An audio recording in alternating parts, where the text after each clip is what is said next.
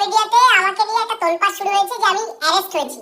Police আমাকে তুলে নিয়ে গেছে, নানানভাবে টর্চার করছে, তারপরে আরো কি কি যেন দেখতে পেলাম।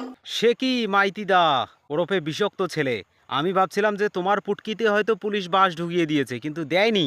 আর আমার সাথে অ্যাকচুয়ালি কি ঘটেছিল, কেনই বা ঘটেছিল, তারপরে এখন কি চলছে।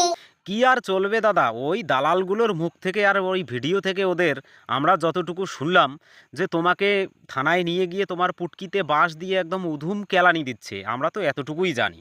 এখন কি হয়েছে বিস্তারিতটা তুমি বলো। এই কেস যেগুলো হয়েছে আর কি, সেগুলো কারা দেখভাল করছে, কিভাবে কি হচ্ছে না হচ্ছে, সবকিছু নিয়ে বিস্তারিতভাবে জানাবো। এত তাড়াহুড়ো করার কিচ্ছু হয়নি, আমি যেমন রিল্যাক্স আছি আপনারা রিল্যাক্স থাকেন। কি বলো দাদা, চিন্তা করবে না, তোমার চিন্তায় তো এখানে বিজেপির দালালগুলোর ঘুম হচ্ছিল না, এরা তো রাস্তায় বেরিয়ে পড়তো।